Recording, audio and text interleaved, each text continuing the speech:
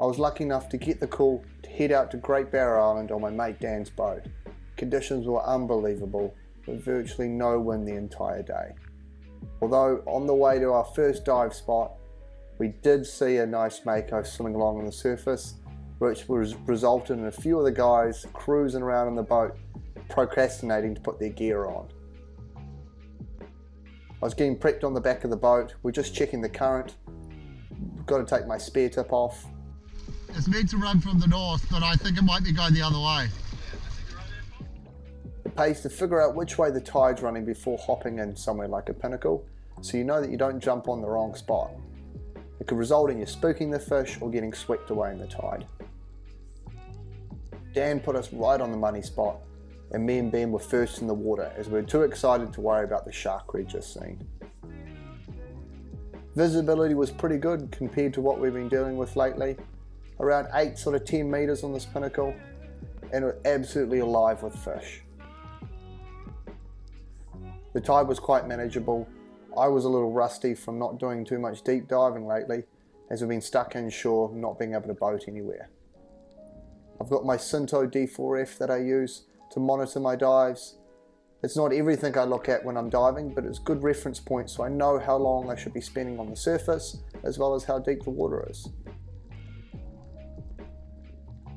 In a place like here, where the bottom is really deep and I could be diving anywhere from 10 meters to nearly 40 meters, depending if I fall off the side of the pinnacle, it pays to have your dive watch to keep yourself in check, especially when I'm out of practice like I am at the moment. But before heading too deep, I want to take my time sneaking down these pinnacles, as with all this tide pushing up and all this bait, you'll get good fish that will sit right up high. And if I race down too deep, I no doubt will spook them. So I'm sneaking down the cliff face here on the pinnacle when I spot a snapper sitting amongst the bait.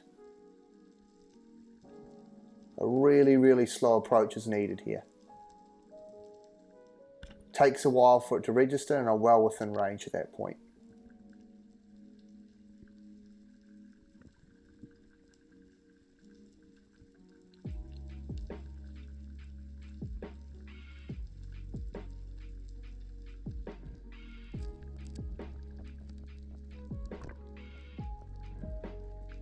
There's something interesting going on with the snapper's eye too. So you see its pupil is a little bit funny.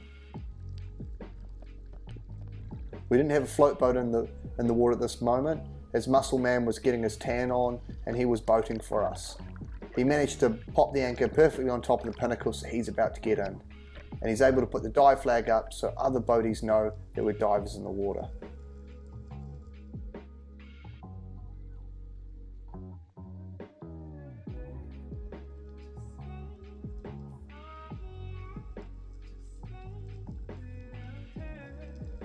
There were a few of us diving on these pinnacles, but it actually didn't matter too much, as since it was dirty enough and there was enough tide running, fish would move past constantly, so they didn't get spooked too quickly.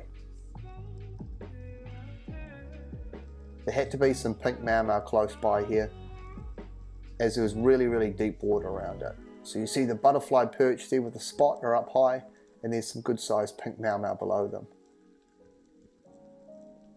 Now I'm starting to inspect deeper and deeper on the pinnacle, as I spotted these nice big boulders on the previous dive. It's great looking country down here, so you'll get lots of reef fish will live amongst the holes there, and you never know what might turn up.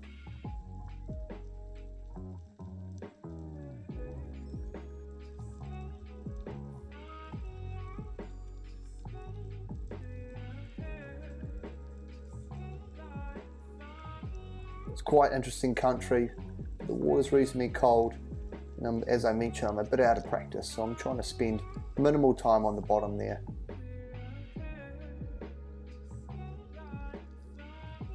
Can take a few dives to get back into the rhythm with those deeper dives to make sure you stay nice and safe.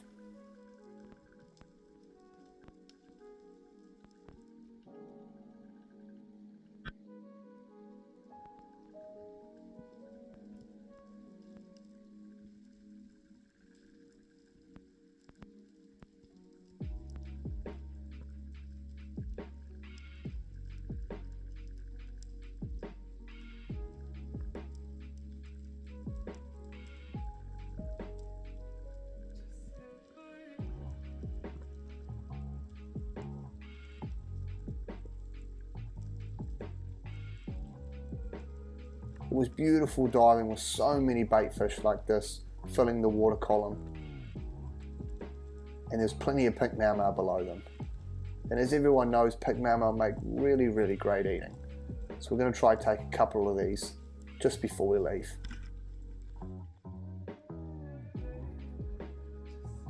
Although pink maomao seem like quite an easy fish to get, as you'll see them schooling mid-water, often they'll be in really deep water, and if you dive on them they'll just push deeper and deeper and deeper. A good approach I find is getting down towards the bottom, lying on a rock or lying on a ledge, and allowing the pink maomao to become more and more happy with coming close to you. Then you can entice them in rather than chase them away.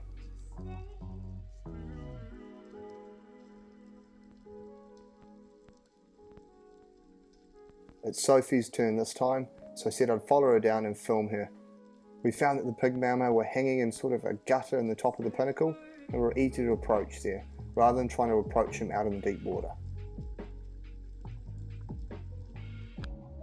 Sophie's good slow approach without being too panicked means that she's able to get close enough to get a shot before they start heading for the deep.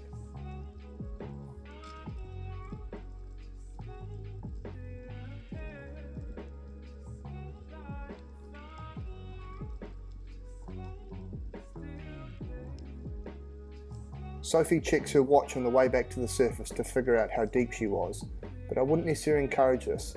I think it's better to focus on the task and then refer back to your watch when you're back on the surface. Checking your watch like this can panic yourself if you were deeper than you expected and put yourself in a compromising position.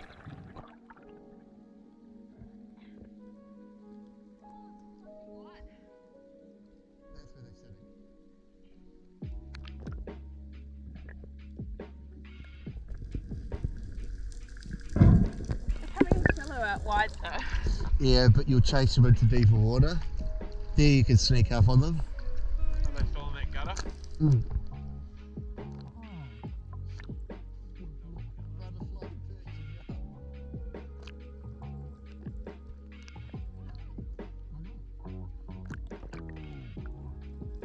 With all the divers in the water shooting a few pink maomao, it just eventually made them push deeper and deeper and deeper towards the bottom.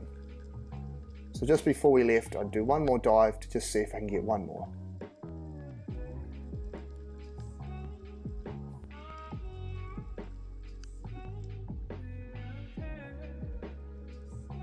I try and make my descent reasonably slow, so if I can pick up one on the way to the bottom, it's going to save a lot of breath hold.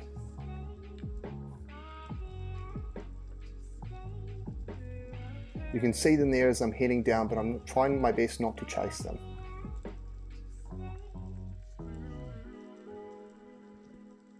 The thing with pink maomao is typically, once you get to the bottom with them, they kind of run out of ideas and they have nowhere else to go.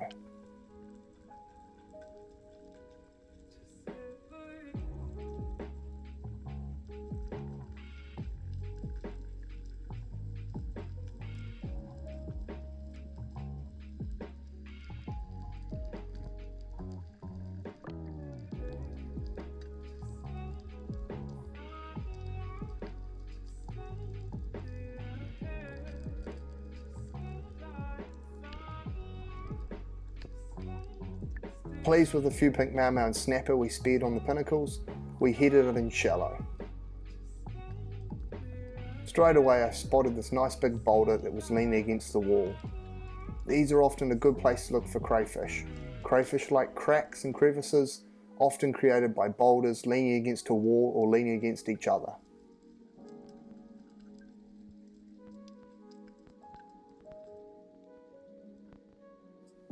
It's a good looking spot here too. You see all the life growing all over these rocks here. This crayfish has strategically placed himself in between these very spiky urchins, so I'm going to have to be careful.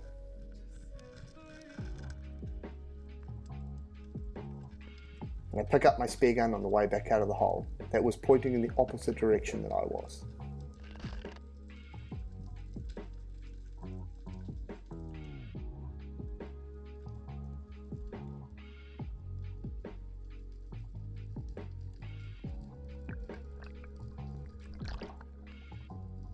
Along with the crayfish in shallow, there was plenty of snapper hanging around.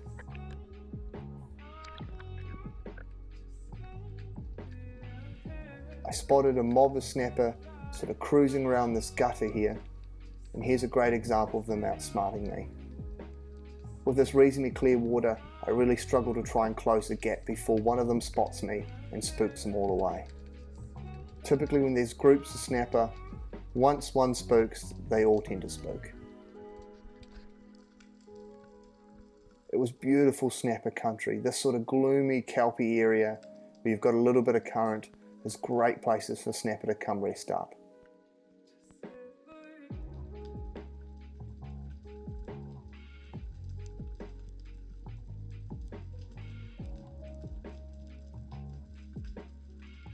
I'm a little quicker on the gun here as I find one parked up sort of mid-water, and you see I've got the sun perfectly in my back, which gives me that just a little bit of extra second to get a good shot off. I know the spear's gone all the way through, but I'm not exactly sure where I've hit it, so I'm just letting the reel play out a little bit so I don't put too much pressure on the fish.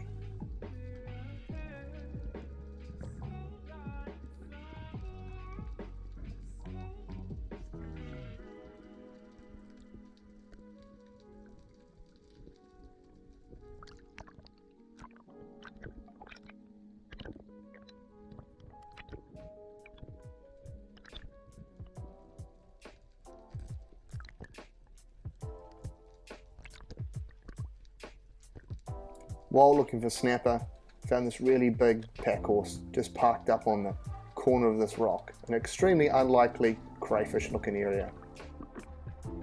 I soon discovered it was a big female, and as you can see her tail's tucked all in, and that's normally a sure sign that she's got eggs.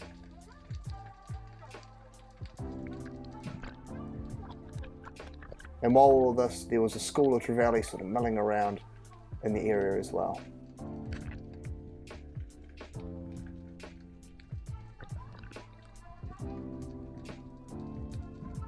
Another species added to the bag.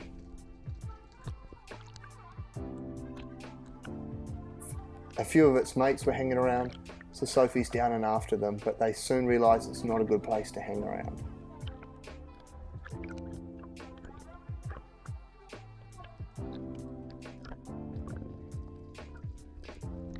The trevally will make really good raw fish.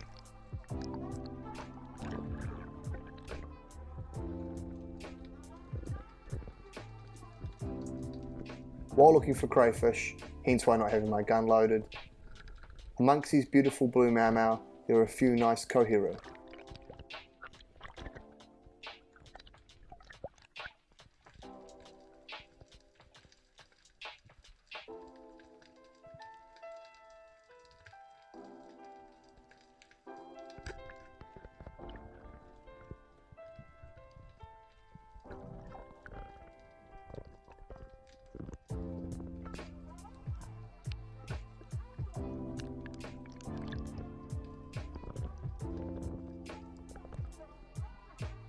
Again, I've spied a nice rock here, so I've hooked up my Wettie drop weight to my gun, can anchor my float boat, get my Wettie torch out of my knife pouch, and go down and inspect. As mentioned, you see how this big boulder rests against the boulder on the bottom here. There's a whole heap of pack horse crayfish sitting in this crevice. And then right to the left hand side here, there's a big red crayfish.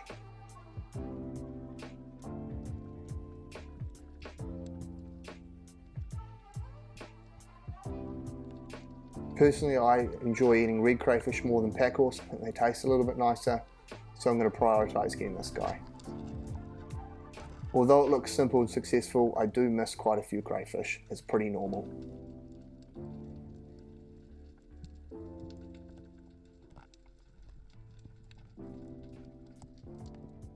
Sometimes it's just nice to enjoy the scenery. It was such beautiful diving, having nice visibility, and being able to cruise around after such a long lockdown.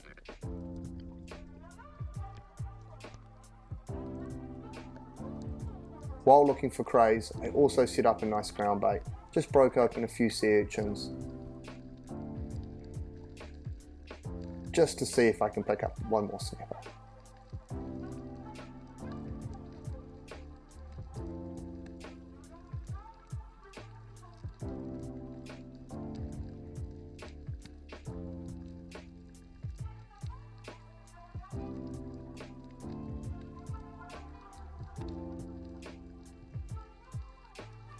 There was plenty of snapper feeding on the kinner and they didn't seem too worried about me.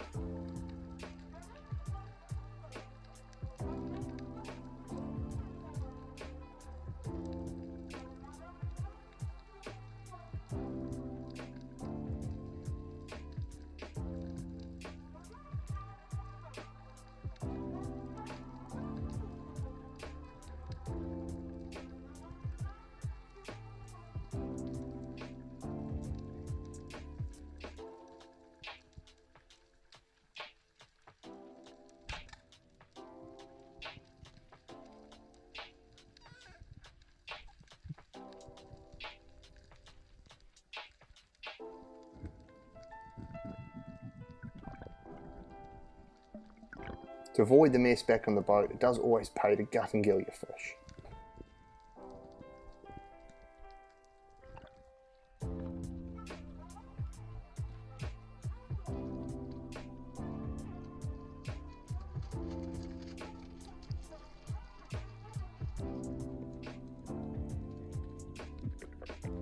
Found another nice crack here that sort of ran on a diagonal right from the surface down to about 8 meters.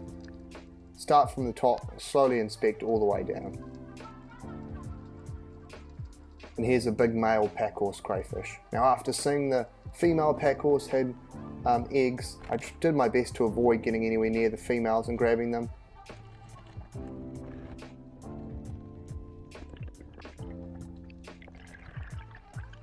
This packhorse was getting to that awkward size when my hand wasn't quite big enough to grab its back. So with me grabbing its horns, it's digging its big fighter claws into my fingers. And what you can't see here is me crying on the inside. Best thing to do is try and get your float boat in as fast as possible and get it in there. Meanwhile, this thing's doing its best to put holes in my hand.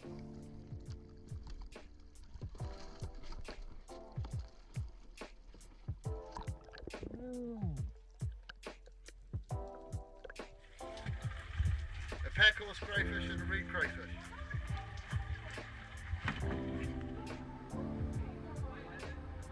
We headed it back on beautiful seas just like on the way there, and there was plenty of discussion on all the fish and the crayfish we'd seen for the day and the ones we missed out on. Great Barrier Island provides such a beautiful diverse fishery and is a great adventure to head out there.